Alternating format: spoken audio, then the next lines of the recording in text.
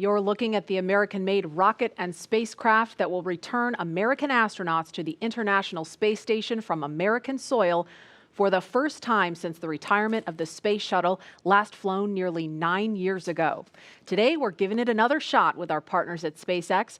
Wednesday's first attempt was postponed due to that wild weather. But if all goes well today, we will mark a new first in NASA's storied history and usher in the commercial crew era of American spaceflight. There's astronaut Doug Hurley getting into his spacesuit, and he's being helped by one of the suit technicians there. He has flown into space 2 times before. He was the pilot on STS-127 and 135. And there's a wider shot. You can see astronaut Bob Behnken also in view now. Bob is to the right of your screen, and he also flew on 2 shuttle missions. Bob is a native of St. Anne, Missouri. And Doug is from Appalachian, New York. He was born in Endicott, considers Appalachian his hometown. We can see now NASA Administrator Jim Bridenstine. He's talking to the crew, and it looks like Associate Administrator Jim Morehard is also in the room, standing to the right of your screen. And these are great moments to get a last chance to talk to the senior leadership of NASA as they're about to go off and launch into the cosmos. And I think when you look at how Bob and Doug complement each other, and how these SpaceX suits, they really complement the astronauts too, because they're more form-fitted, they're custom-made, and this is a moment where they're getting ready to do the real deal. And Lauren, I think the integration of the suit and the vehicle and these seats is just really, really impressive how y'all at SpaceX did that. Yeah, the primary purpose of the spacesuit, it's a pressure suit. Now, the Dragon capsule is already pressurized, so even in the vacuum of space, the crew is safe when inside of Dragon. But in the unlikely event of an anomaly that causes the capsule to depressurize, we can actually flow oxygen or nitrox into the suit, and that will keep the astronauts pressurized in flight. So that's its main purpose. So it's that form and function, and some style there as well. And for the kids out there that have 3D printers or have 3D printed, the actual helmets were made by 3D printing. So you could be a spacesuit designer yourself because you already have the skill set, and or fly in space one day if you wanted to.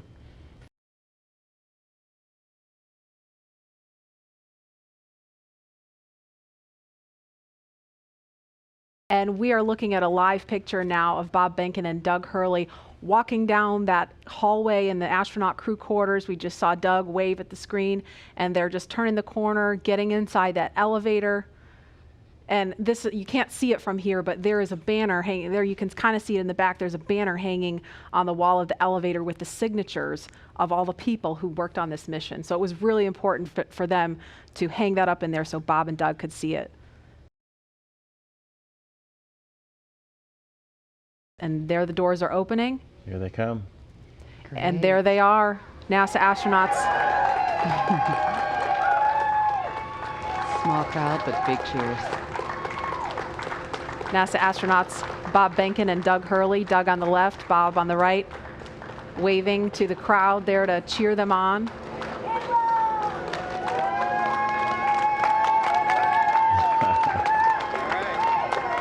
And there are their families right in front of them. The virtual hugs, a very special moment. Fist bumps. Are you going to be on good behavior? Are you going to listen to mommy and make her life easy? You can hear them. Ready? Let's light this candle, I agree. Launch America! Bye, guys. So much.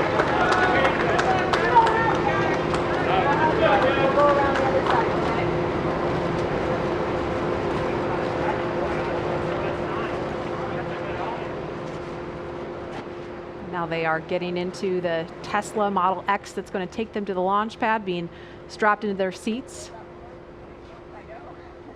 Their suit techs are attaching their umbilicals, so integrated into the Teslas. These are not just the new Tesla you can just buy off the web or in a Tesla dealership. They've been outfitted with cooling units, and that white umbilical, similar to what you saw in the suit room, That umbilical is being connected to the suit to provide cooling air to the astronauts while they're on the way to the pad. And those Falcon wing doors are closing. Super sleek. A rapid departure from the Astrovan. Yes, I would say so. And their flight surgeon is in the front seat in the passenger side, taking the journey along with them.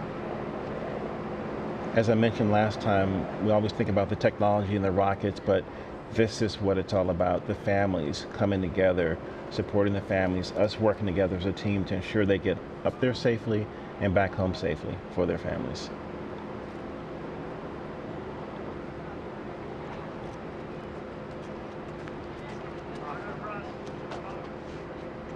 I couldn't hear everything they were saying, but I did catch Bob telling his son to be good for mom and make her life easy. As a parent, I appreciate that. Let's see that prominent NASA meatball.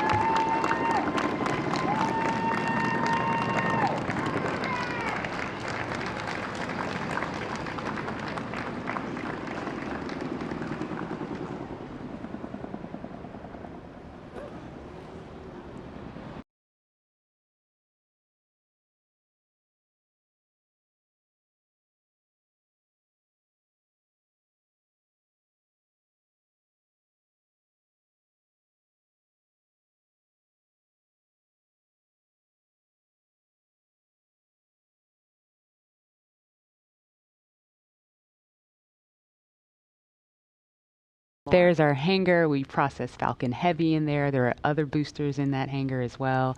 And the rocket and Dragon that is on the pad right now was put together, or rather finally integrated inside of that hangar and then rolled out to that pad to go up vertical. And there it is. That shot really gives you a sense of the scale of the Falcon 9 rocket. Those Teslas look teeny, teeny, tiny, making their way up there. Yeah, really cool watching the Teslas pull up, driving on the launch pad just a few feet away from the vehicle. This is awesome and getting really excited over here.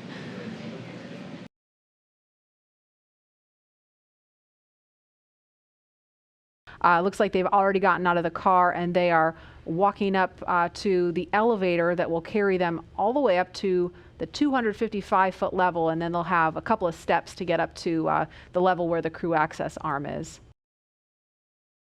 Core on countdown 1 at 2 hours 57 minutes. The crew has arrived at the pad on schedule. There they are, taken in the sight, craning to see the top of the Falcon 9 rocket. It's 230 feet tall if you round up, and then Crew Dragon is another 27 feet from the bottom of the trunk to the top of the nose cone. So when you're out there in person, it's really hard to describe just how large it is. Look at them getting excited. They're ready to get in the vehicle, get in the elevator, and make it to the top.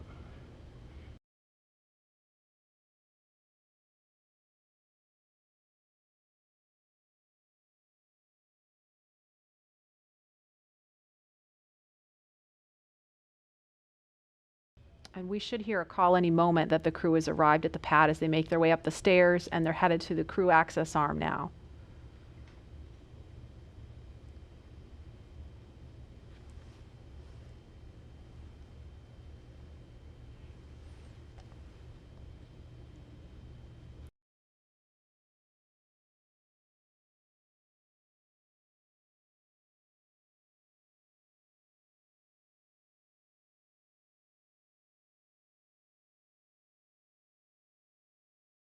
So as you can see, they have already arrived at pad 39A, where Falcon 9 will lift off from at 3:22 p.m. Eastern time today.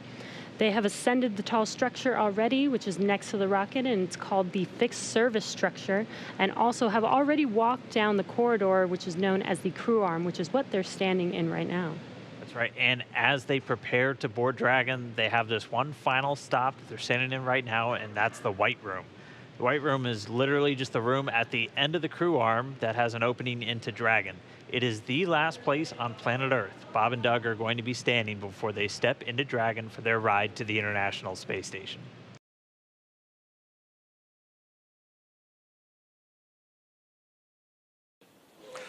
Core on countdown 1 at T-minus 2 hours and 46 minutes. The crew has arrived at the White Room and its ingress is in progress on schedule.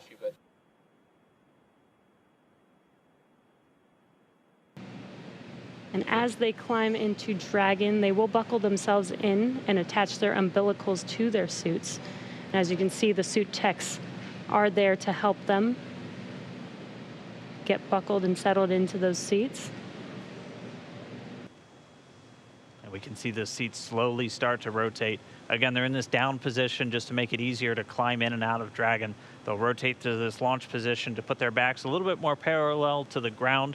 It makes taking the G-force a little bit easier for the crew on the way uphill, but most importantly, positions those touchscreens directly in front of them, which is just their gateway into Dragon. Dragon, SpaceX, seats are in the launch position. We copy. And launch control clear to retract the access arm on time. SpaceX Dragon displays are configured for launch. Copy. Bob, Doug, on behalf of the entire SpaceX team, it's been a huge honor to help you get ready for today's historic mission. Know that we're with you, have an amazing flight, and enjoy those views of our beautiful planet. Thanks, Jay. It is absolutely our honor to be part of this huge effort to get the United States back in the launch business. We'll talk to you from orbit. Thank you. Copy all. Thanks for those words. Falcon 9 is in startup. Dragon is in countdown. FTS is armed for launch. Under a minute now, the FTS, the flight termination system, has been armed. Dragon, SpaceX, go for launch. SpaceX Dragon, we're go for launch. Let's light this candle.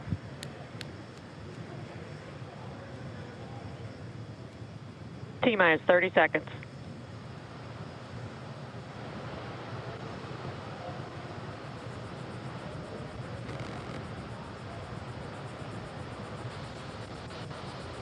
Stage 1 tanks pressing for flight. T-minus 15 seconds.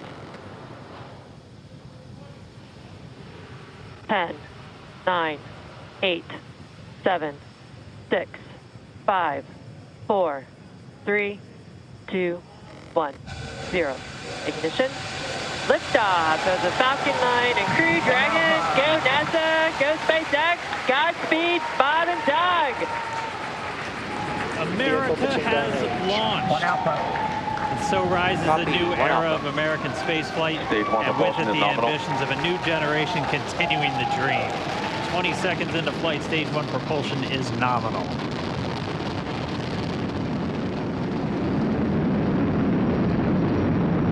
T plus 30 seconds into this historic mission. Flying crew on board Dragon and Falcon 9, and look at them go. Falcon power telemetry nominal. M1D throttle down. We're throttling down to get ready for the period of maximum dynamic pressure. We're in the throttle bucket. Reports say all systems are go. Vehicle is supersonic. We've exceeded Mach 1 on the Falcon 9. M1D throttle up. We're throttling Max Q. back up to full power as we're through Bravo. max Q. Copy, 1 Bravo. And we heard that 1 Bravo call out. That's just the second abort zone that they're in. They'll continue to be on this until the first stage has done its job and they switch over to the second. At this point, Bob and Doug pulling about 2.3 Gs, 2.3 times the Earth's gravity, already moving at over 1,500 miles per hour. We've heard the call out for MVAC engine chill. That's getting the MVAC engine ready to light. That'll come at about 2:44 into flight. Right now, everything continuing to look good. Next major event coming up is going to be the triple We'll have main engine cutoff of the 9 first stage engines, stage separation, and then ignition of the second stage engine to continue to carry astronauts into orbit.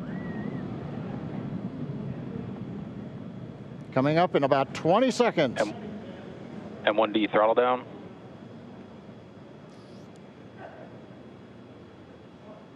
We heard we're throttling down the Merlin engines on the first stage.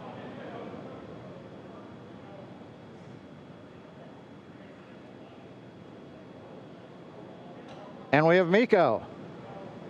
MECO. 2 Alpha. Falcon stage separation confirmed. Copy, 2 Alpha. MVAC ignition.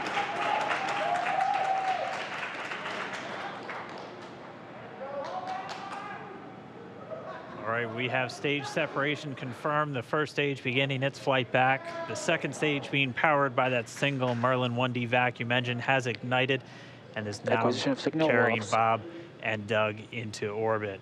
So they're going to continue under the power of this second Stage stage. 2 propulsion is nominal. Which will cut off at SECO, or second engine cut off at about 8 minutes and 44 seconds into today's flight. So a little over 5 minutes to go still on this second stage. You heard the call out to Alpha, so they're now in the longest abort zone that carries them all the way from about North Carolina up the eastern seaboard, almost to Canada. Things looking good though, getting good call outs, nominal propulsion on that second stage. Bob and Doug continuing to make their way into orbit.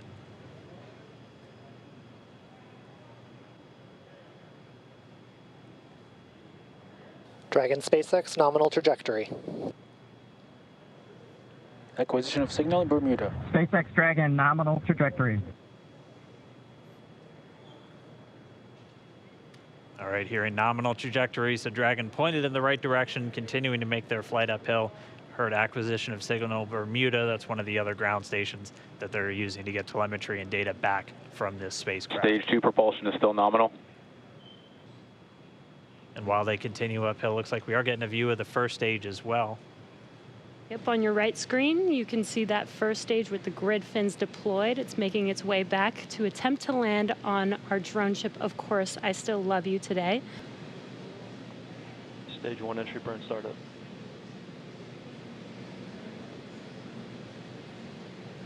And there is that entry burn beginning.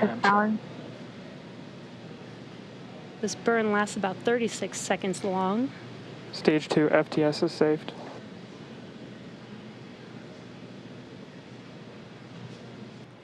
Now we are waiting for our first stage to make its way to our drone ship, Of Course I Still Love You. Dragon SpaceX nominal orbital insertion. Didn't get confirmation, nominal Dragon orbital copies. insertion. Nominal orbital insertion. And what you're seeing on your screen is a live view of our drone ship, where our first stage will be coming down. Looks like we lost that live view, but we'll wait for confirmation of that landing shortly here. Falcon 9 first stage is successfully landed. And there you can see on your screen, Falcon 9 has landed. This is the first Falcon 9 to carry humans to orbit, so very exciting for us. And as you can see on your right screen, Bob and Doug are still making their way to their targeted orbit. M1D to recovery 1. So exciting today. M1D. It doesn't stop. It does not stop. All right, we did hear again that call out, good orbital insertion, so that means Falcon 9 and Dragon right now exactly where they're supposed to be. M1D to FRC on recovery 1. And it's right at about 12 minutes when Dragon will separate. Looks like we saw a 0G indicator floating around there. I know Bob and Doug owe us a little bit about what exactly that is that they brought up with them.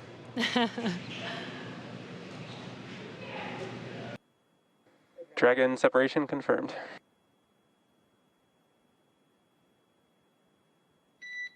Countdown 1 is unmerged. Separation confirmed. And there's that call out. Dragon is now officially making its way to the International Space Station today. Dragon SpaceX with that separation call. We have a few words for you from our Falcon 9 team. Standing by. Dragon, Chief Engineer on Dragon to ground. Bob Doug, on behalf of the entire launch team, thanks for flying with Falcon 9 today. We hope you enjoyed the ride and wish you a great mission. Thanks, Bala. Congratulations to you and the F9 team for the first human ride for Falcon 9, and it was incredible. Appreciate all the hard work, and thanks for the great ride to space. Copy all. Power and Mike, proud of you guys and the rest of the team.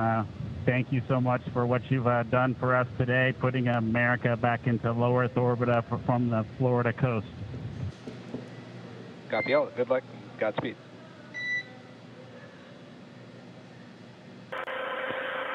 Well, everyone, welcome aboard Dragon. My name is Doug. Next to me is Bob. You probably know him. We're so glad to be with you this evening and welcome you on board Dragon. Got a couple things we want to talk about first before we kind of show you around. The first is kind of a tradition we've had over the years with spacecraft going way back to the Mercury era. And then a tradition that's been carried on ever since with all our space vehicles, including the Soyuz. We're given the honor to name this capsule. I know most of you at SpaceX especially know it as Capsule 206, but I think all of us thought that we could maybe do a little bit better than that. So without further ado, we would like to welcome you aboard Capsule Endeavour. We chose Endeavour for a few reasons. One, because of this incredible endeavor NASA, SpaceX, and the United States has been on since the end of the shuttle program back in 2011. The other reason we named it Endeavour is a little more personal to Bob and I. We both had our first flights on Shuttle Endeavour, and it just meant so much to us to carry on that name. That's what we decided to go with. So we hope you enjoy that name, and once again, welcome on board. Well, good evening, everybody, and welcome aboard Endeavour, the SpaceX vehicle headed to the International Space Station.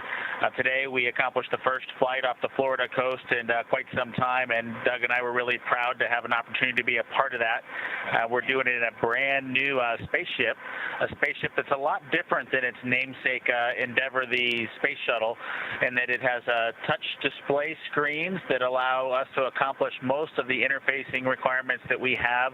We'll have if Doug pans over and points at the display in front of me, you can see the forward view that we had during the maneuvers that we most recently did. You can look out the window. It looks like the centerline camera doesn't have a lot of content on it now. We're kind of pointed into space so that the windows can see the Earth below us. But we've got the capability to interface with the vehicle, and it's kind of interesting. There's a command. This little button over here is actually what the commands are for our displays.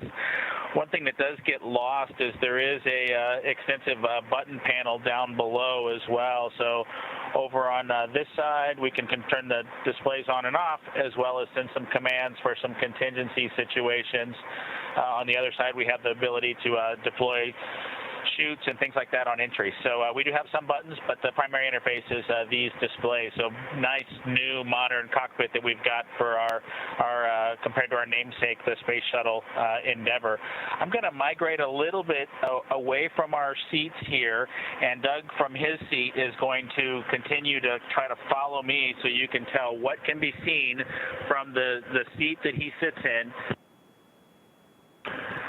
So from his seat, when he is inside in the vehicle, strapped in, this is what his view actually looks like. You can see a window off to the one side. We each have a window that we can view out and see what's going on outside. That was exciting on ascent for us to be able to see the arm rotate away from the pad, and that's when we both, I think, knew that we were going to launch today. So that was super cool. I've got one on my side as well. The hatch that we came in is the hatch that's right behind me.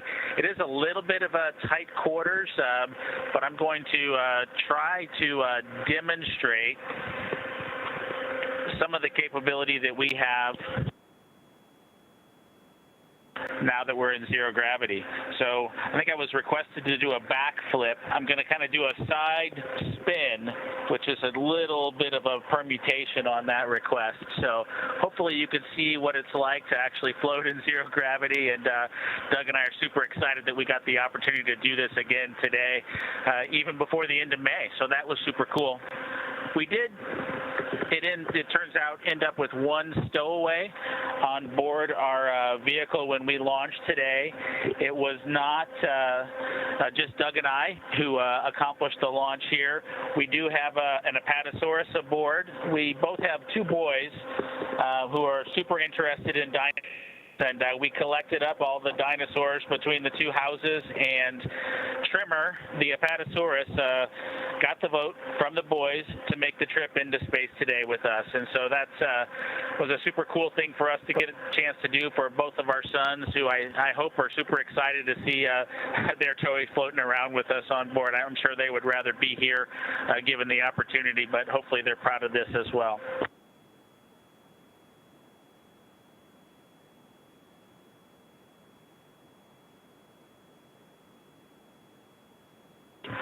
Okay, as we work our way towards one of the windows, unfortunately it's getting a little bit dark, but I don't know if Bob can pan over here. We just passed off of the coast of Newfoundland, and we're headed over to over the Atlantic right now. I don't know if you can get a good picture of that.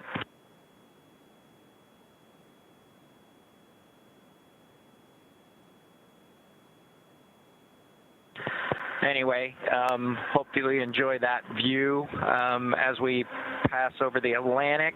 And I think with that, we will work ourselves back into the seats and wrap things up for this evening.